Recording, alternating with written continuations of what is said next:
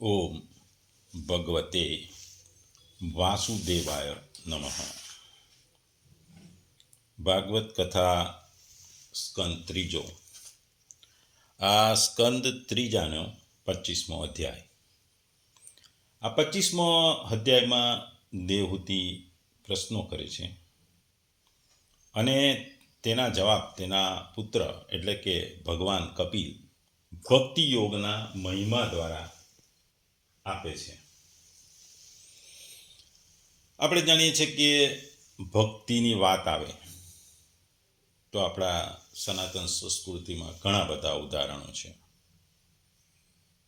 મીરાબાઈ, નરસિંહ મહેતા, ભક્ત પ્રહલાદ, ધ્રુવ, સુદામા, આવા અસંખ્ય ઉદાહરણો છે કે જેણે ભક્તિથી ભગવાનને પામ્યા હતા ને એ લોકોની ભક્તિ એવી અતૂટ હતી કે ભગવાન એમને દર્શન તો આપે છે, સાથે સાથે મદદ પણ કરતા હોય છે. જ્યારે જ્યારે એમના ઉપર આપત્તિ આવે ત્યારે ભગવાન એ આપત્તિ પોતાના ઉપર લઈ ભક્તને મદદ કરે છે. ભક્તિ એ સનાતન સંસ્કૃતિની એક આગવી ઓળખ છે. ભક્તિ અને મોક્ષ આ બે હિન્દુ ધર્મ, સનાતન ધર્મનું મુખ્ય ધ્યેય છે. આ સંદર્ભમાં આપણે આટલા બધા ઇતિહાસમાં મીરાબાઈ ને ઘણા બધાના જોયા, પણ આ સિવાયની પણ ઘણી બધી વાતો ને વાર્તાઓ પ્રચલિત છે. હવે એક વાર્તાની જો વાત કરું તો એક ખેડૂત હતો, રામ નામનો ખેડૂત હતો. એ ખેતરમાં ખેતી કરે, જાત જાતના શાકભાજીઓને વાવે અને એ ખેતરની બહાર એ શાકભાજીઓને વેચી અને પોતાનું ગુજરાન ચલાવતો હતો. એક દિવસ એને ખેતી કરતા કરતા એક પથ્થર મળ્યો, કાળા જેવા કલરનો પથ્થર મળ્યો. એ પથ્થરને ખેડૂતે લઈ લીધું અને એણે પોતાના કબાટમાં રાખ્યો. એ પોતાના ખેતરમાં થતી શાકભાજીઓનું જ્યારે એ વેચાણ કરતો હતો ત્યારે એને તોલવા માટે એક તરાજુ રાખ્યું હતું. એણે આ પથ્થરને પોતાના તરાજવાથી તોલ્યો. જોયું તો પથ્થરનું વજન 1 કિલોના જેટલું છે. એટલે એ કોઈ પણને શાકભાજી 1 કિલો જોતી હોય તો 1 કિલોના બાટની જગ્યાએ એ પથ્થર રાખીને શાકભાજી હતો.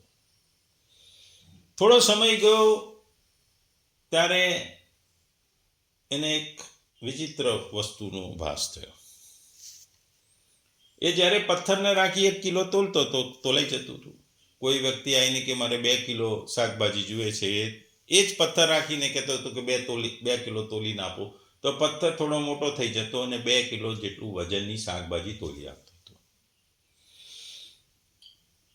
એને તો આશ્ચર્ય થતું, પણ જે વ્યક્તિઓ એની પાસે શાકભાજી લેવા આવતા એ પણ આશ્ચર્ય પામતા. આ વાત ધીરે ધીરે ગામમાં પ્રસરી. ગામમાં જુદી જુદી જગ્યાએ આ વાતની વાતો થવા લાગી કે ભાઈ આ ખેડૂત જે વજન કાંટો વાપરે છે એ ખૂબ જ ચમત્કારિક છે. એ 1 કિલો કહે તો કિલોનો થઈ જાય, 2 કિલો કહે તો 2 કિલોનો વજન થઈ જાય છે. આ ખેડૂત જ્યારે પણ ખેતી કરતો ત્યારે હંમેશા ભગવાનનું નામ લેતો. એ ખેતી કરતાં કરતાં પણ એ ભગવાનનું નામ લેતો. ખેતરમાં એ હળ ચલાવે ત્યારે ભગવાનનું નામ લેતો.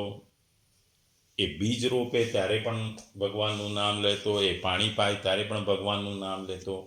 એ જ્યારે ઉગેલા શાકભાજીને કાપે ત્યારે પણ ભગવાનનું નામ લેતો. અને જ્યારે વેચવા બેસે ત્યારે પણ વેપારી તરીકે જ્યારે ગ્રાહક જોડે વાત કરે તો ભગવાનના નામની વાત કરતાં કરતાં એ પોતાની શાકભાજી વેચતો. એટલે એનું જીવન ભગવાનનું નામ લેવામાં, ભગવાનની ભક્તિમાં ઓતપ્રોત રહેતી.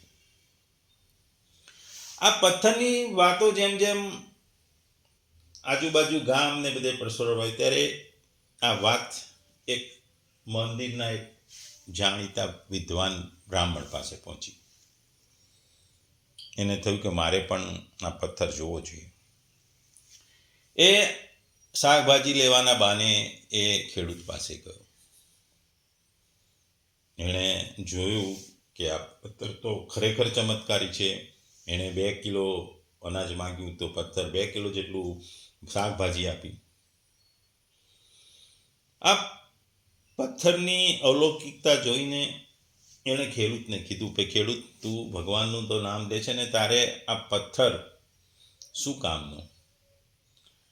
આ પથ્થર તું ખાલી વજન કરવા માટે વજન કાંટા તરીકે વાપરે છે. તું એક કામ કર, આ પથ્થર મને આપી દે, અલૌકિક છે.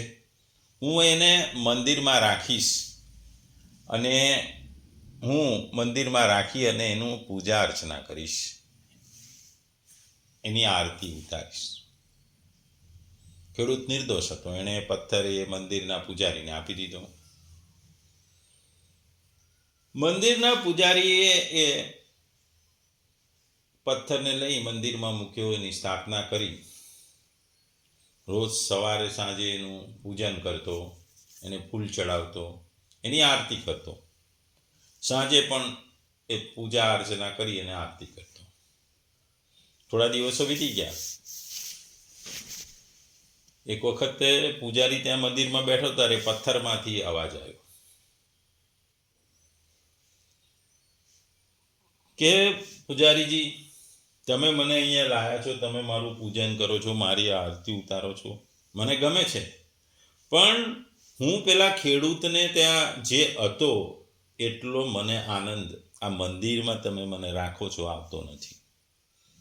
માટે તમે કૃપા કરી મને પાછા એક ખેડૂત પાસે મૂકી આવો. આવી વાણી, આકાશવાણી સાંભળી એ પૂજારી તો આશ્ચર્યચકિત થઈ ગયો. એણે ભગવાનને પૂછ્યું કે તમને તો હું આટલું બધું પૂજા કરું છું, તમને ભોગ ધરાવું છું, તમારી આરતી ઉતારું છું, છતાં તમારે પેલા ખેડૂતને ત્યાં જવું છે. એનું મુખ્ય કારણ શું છે? ત્યારે ભગવાન બોલ્યા, તમે મને ભોગ ધરાવો, મારી પૂજા અર્ચના કરો, મારી આરતી કરો છો, પણ દિવસમાં 2 વખત, 3 વખત કે 4 વખત. જ્યારે પેલો ખેડૂત આખો દિવસ મારા નામનું રટણ કરે છે, મને એ બહુ ગમે છે, મને પ્રિય થઈ ગયું છે. એ સવારે ઉઠે કે રાત્રે સૂઈ જાય ત્યાં સુધી જુદી જુદી પ્રવૃત્તિઓ કરે, દરેક વખતે મારું નામ લે છે, મારા નામનું રટણ કરે છે. એટલે મને એ વહાલો લાગે છે, મને એના પ્રત્યે પ્રેમ થઈ ગયો છે. એટલે તમને કહું છું કે મને એ ખેડૂતની પાસે લઈ જાઓ, કારણ કે એ મને હંમેશા યાદ કરે છે. એ સવારે ઉઠીને મને યાદ કરે છે, એ ખેતરમાં કામ કરતા યાદ કરે છે, એ ખેડૂત ખેતી કરતા યાદ કરે છે, સાંજે જ્યારે શાકભાજી વેચે ત્યારે પણ યાદ કરે છે, અને જ્યારે સૂઈ જાય છે ત્યારે પણ મને યાદ કરે છે. હંમેશા જ્યાં સુધી એ જાગતો રહે ત્યાં સુધી એ મારા નામને યાદ કરે છે, મારા નામનું રટણ કરે છે. આ વાત સાંભળીને પૂજારી આશ્ચર્યચકિત સાથે ક્ષોભમાં પણ મુકાઈ ગયો.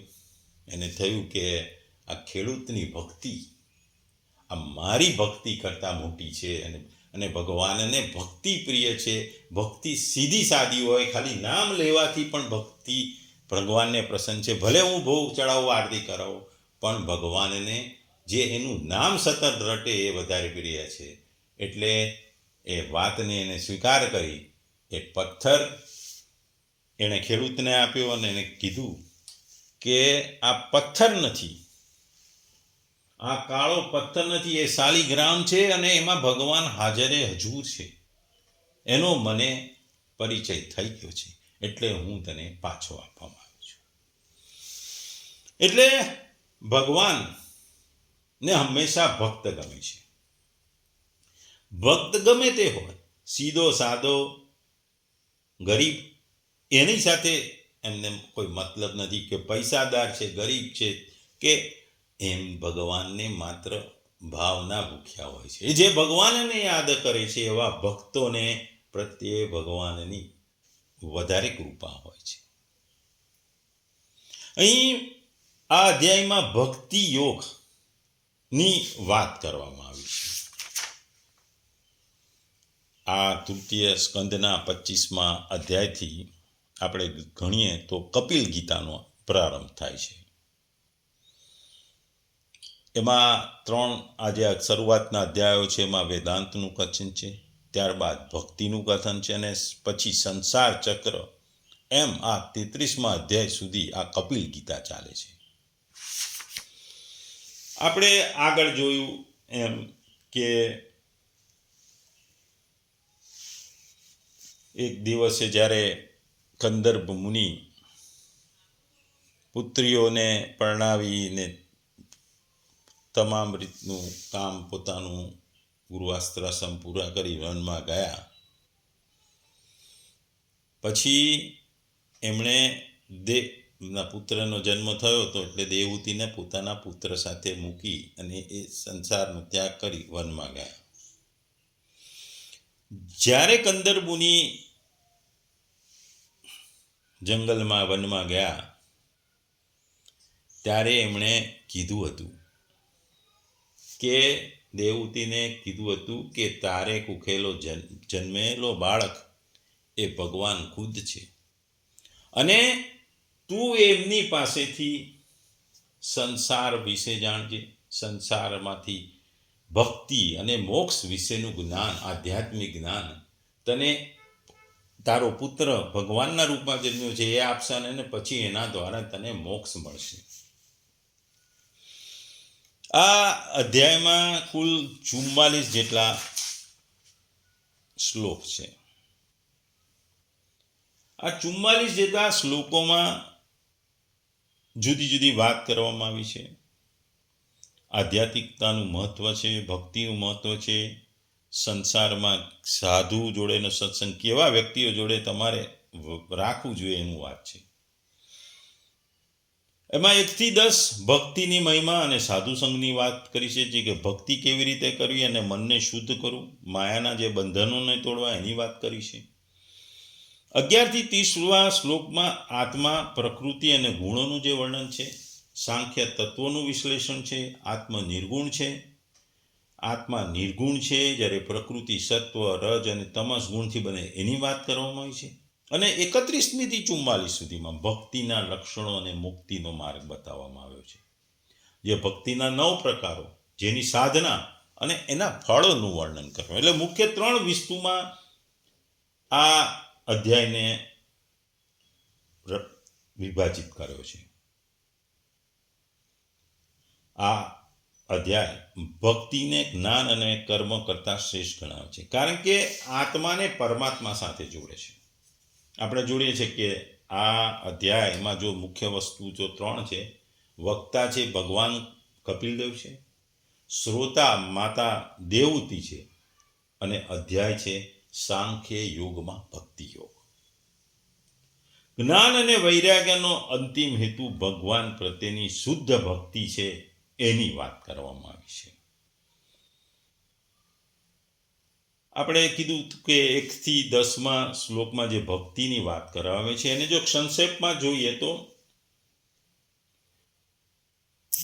સૌનકજી કહે છે કે કપિલ ભગવાન અજન્મ હોવા છતાં માતાના માટે અવતાર લીધો. આ વસ્તુ ભગવાનની કરુણતા દર્શાવે છે. ભક્તિમાં ભગવાન ભક્ત માટે કંઈ પણ કરે છે. આ અધ્યાયનું પ્રારંભ બિંદુ જ કે ભક્ત અને ભગવાનનો જે સંબંધ છે એની વાત કરવામાં આવી છે. પછી મૈત્રેયજી વિદુરજીને છે કે કંદર્પ મુનિ વનમાં ગયા પછી કપિલ બિંદુ સરોવર પાસે રહ્યા, અને ત્યાં રહી એમણે દેવહૂતિને જ્ઞાન આપ્યું. દેવહૂતિ કપિલને પૂછે છે કે મન કેવી રીતે માયાથી મુક્ત થાય. મનને માયામાંથી મુક્ત, આપણે જોઈએ પ્રકૃતિના 3 ગુણો છે, સત્વ, રજત અને તમસ. આ આપણને બાંધી રાખે છે. એટલે આ બંધનમાંથી મનને કેવી રીતે મુક્ત કરવું એની વાત કરવામાં આવી છે. આપણે જાણીએ છીએ કે કર્મયોગ, કર્મ કરો એનો યોગ છે, ધીરે ધીરે આવે છે. જ્ઞાન યોગ છે એ અહંકાર, ઘણી વખત જ્ઞાન વધુ પડતું થઈ જાય ત્યારે અહંકારી માણસ થઈ જાય છે. પરંતુ ભક્તિ યોગ એવો છે કે સીધો ભગવાનને સુધી જ પહોંચાડે છે, ભગવાનની કૃપાને પ્રાપ્ત કરીએ છીએ, ભગવાનની નિકટતા પામીએ છીએ. કારણ કે ભક્તિ આપણને આત્માને પરમાત્માને સીધી જોડે છે. સામાન્ય રીતે જોઈએ છે કે આપણે કોઈ બહુ જ ગણેલો વ્યક્તિ હોય, બહુ પુસ્તકો વાંચતો હોય, એનું જ્ઞાન વધે, પરંતુ ઘણી વખત એના જ્ઞાનનો અહંકાર એટલો બધો હોય છે, એ કોઈ ગુસ્સે થઈ જાય, એ બીજા પ્રત્યે બીજાને નીચો પાડવાની કોશિશ કરે. એટલે જ્ઞાનમાં બી ઘણી વખત અહંકાર આવી જાય છે. પણ ભક્તિ એવી છે, ખાસ ભક્તિ રોજ ભગવાનનું નામ લેવાનું એટલે માણસ શાંત, વિનમ્ર એકદમ બની જાય છે.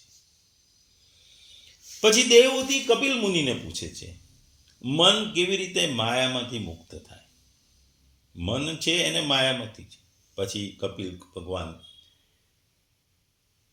દેવહૂતિ કપિલ દેવ પાસે જઈને કહે છે કે વિભુ, આપ મારા મહામોહ રૂપી અંધકારને દૂર કરવા સૂર્ય સમાન છો. હું આપને શરણે આવી છું. પુત્ર પણ જ્યારે માતા પણ પુત્રને જો જ્યારે પુત્ર જે સાક્ષાત નારાયણ હોય ત્યારે શરણાગતિ માગે છે. શરણાગતિ બહુ મહત્વની વસ્તુ છે. આજે તમે જ્ઞાન મેળવાઓ તો ગુરુ જોડે તમે શરણાગત થાઓ તો ગુરુનું જ્ઞાન આપણને સરસ મળે. એમ અહીં જ્ઞાન જ લેવાનું છે, ભક્તિનું, મોક્ષનું જ્ઞાન. એટલે પહેલામાં પહેલી વસ્તુ છે શરણાગતિ. માતા હોવા છતાં પુત્ર પાસે શરણાગતિ માગે છે. માતા આદેશ કરતી હોય છે, પણ અહીં માતા શરણાગતિ માગે છે. કપિલ મુનિ કહે છે કે ભક્તિ મનને ભગવાનમાં લગાવે છે, જેમાંથી જ્ઞાન અને વૈરાગ્ય જન્મે છે. ભક્તિ જ્ઞાન અને વૈરાગ્યની માતા છે. વ્યાખ્યામાં કહેવાય છે કે જ્ઞાન વિના ભક્તિ અંધ છે, પણ ભક્તિ વિના જ્ઞાન અપંગ છે. આથી ભક્તિ સર્વોચ્ચ ગણાય છે. અને આગળ કહે છે કે ભાઈ આત્મા અને પુરુષ, એને જે આત્મા નિર્ગુણ છે ને પ્રકૃતિ ગુણમય છે.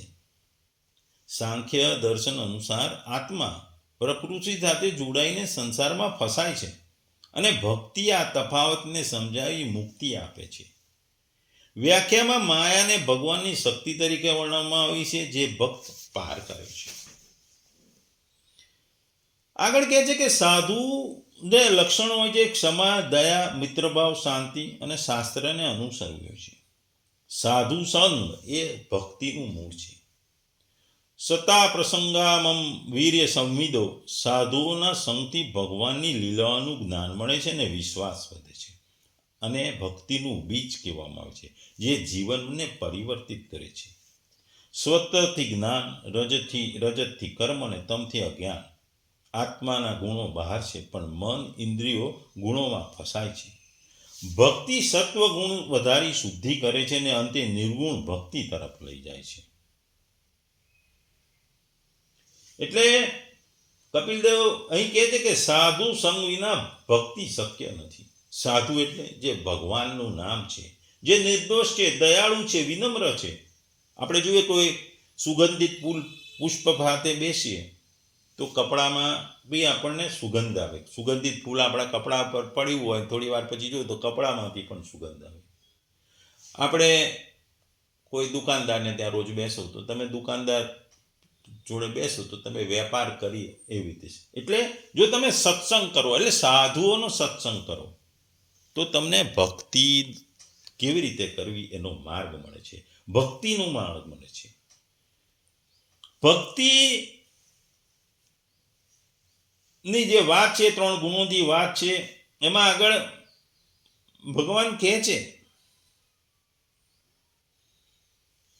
કે ભક્તિનો મુખ્ય માર્ગ ભગવાનની કથા સાંભળવાથી છે, ભગવાનની લીલાઓને યાદ કરવાથી, ભગવાનના નામનું નામ જપ કરવાથી છે.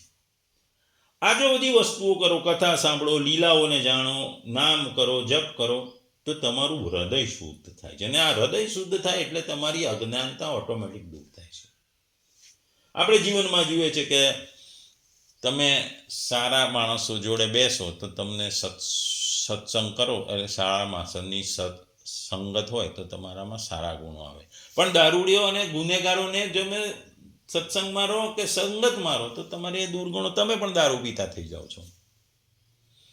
એટલે જ કોઈ પણ જીવનમાં આપણે આખો દિવસ જો નકારાત્મક વસ્તુઓ, જો વ્યક્તિ આખો દિવસ નકારાત્મક વસ્તુઓની વાતો કરતો એની જોડે રહો તો તમે તમારા જીવનમાં પોઝિટિવિટીનું શીખી જ શકતા નહીં. તમારા જીવનમાં પણ નકારાત્મક આવી જાય છે. તમે હંમેશા કોઈ પણ વસ્તુનું નકારાત્મક, ઝાડ પર કે ભાઈ આ થયું તો કે આવું થશે, તમે તમારા જીવનમાં નકારાત્મકતા રહો.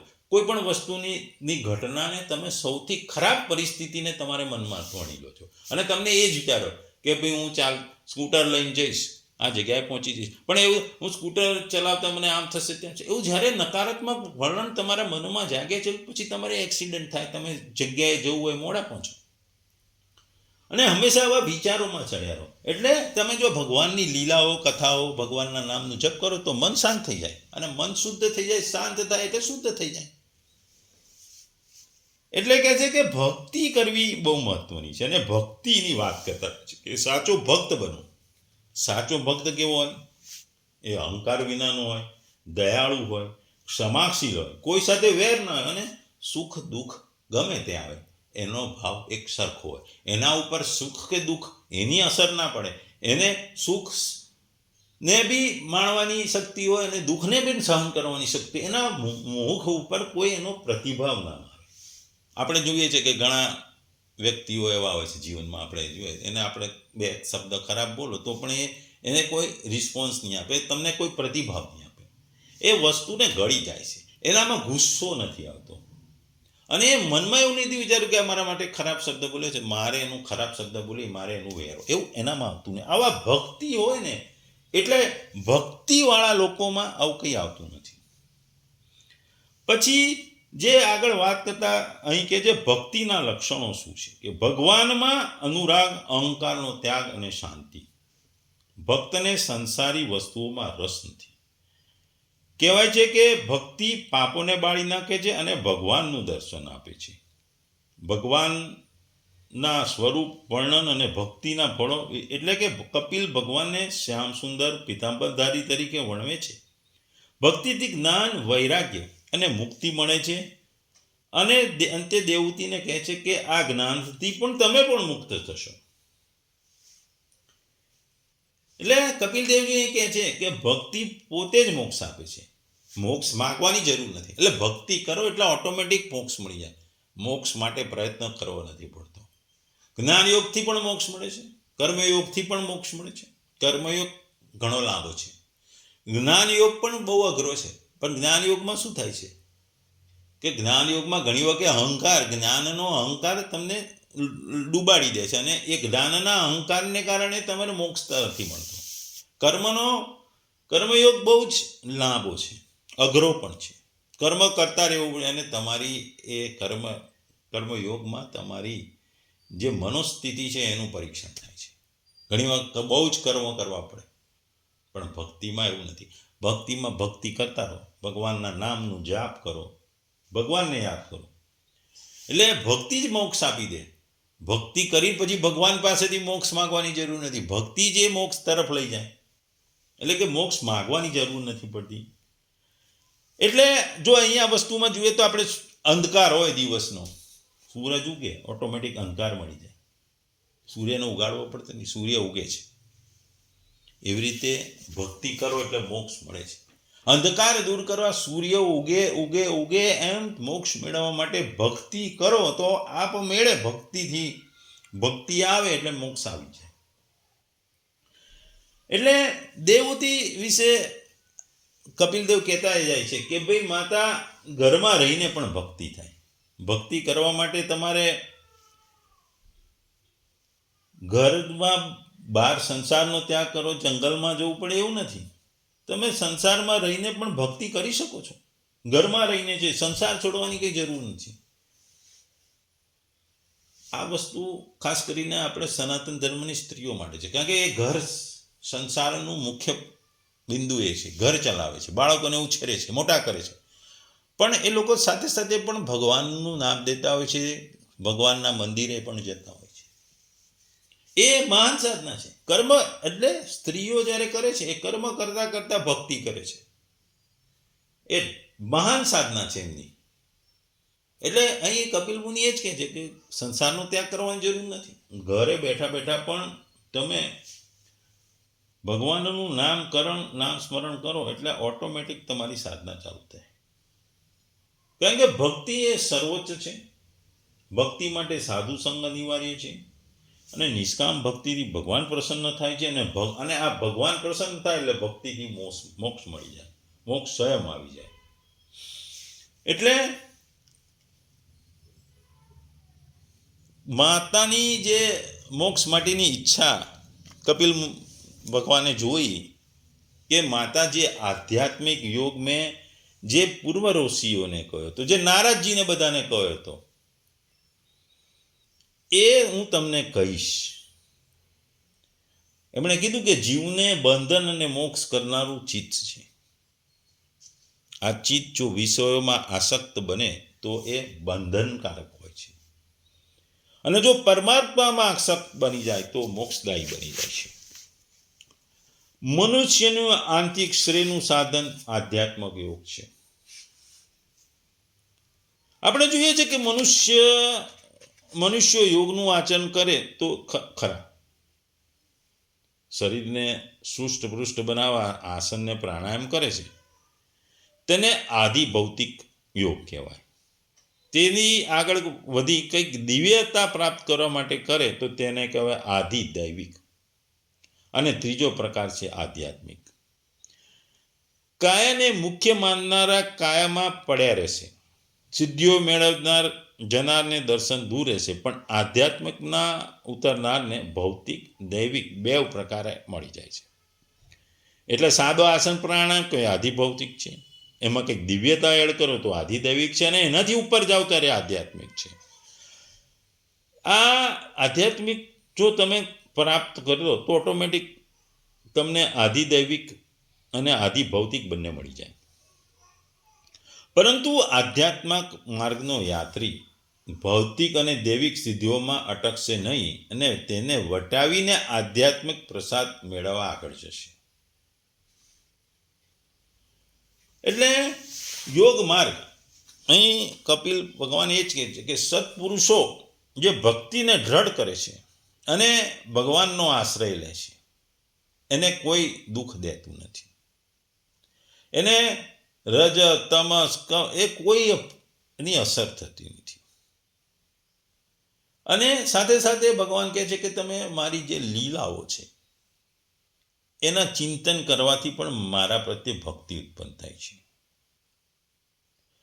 આમ મારા નામનું રટણ જપ, મારી લીલાઓ સાંભળો એટલે ઓટોમેટિક તમારે સુખ પ્રત્યે વૈરાગ્ય ઉત્પન્ન થઈ જાય છે.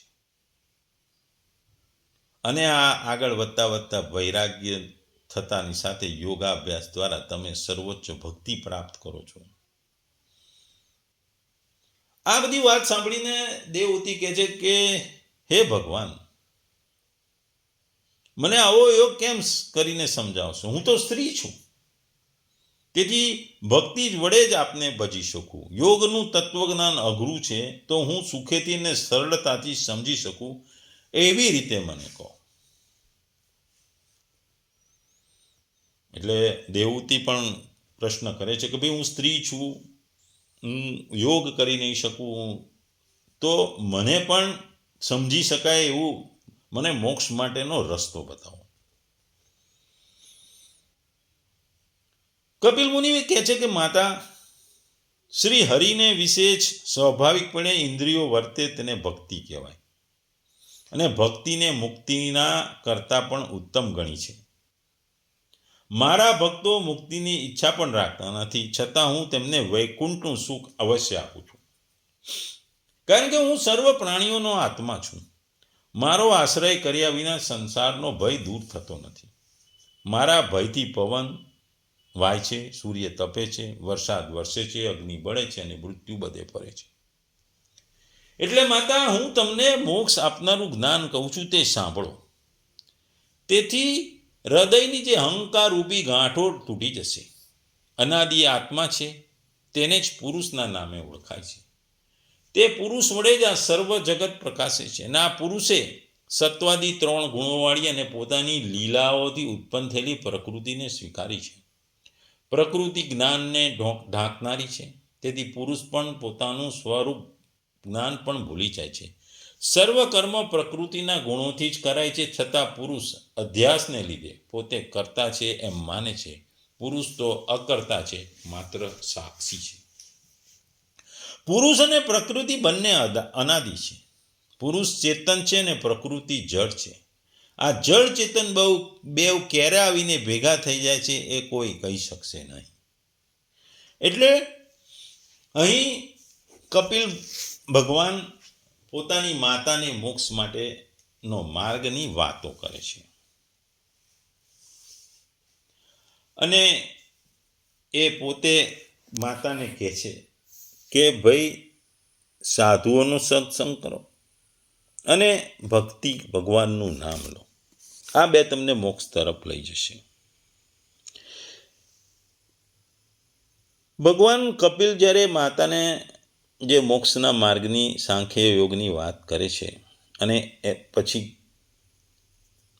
એ વાત કરીને પછી એ આગળ કહે છે કે માતાજી મોક્ષ એ સ્ત્રી છો તો પણ મળશે,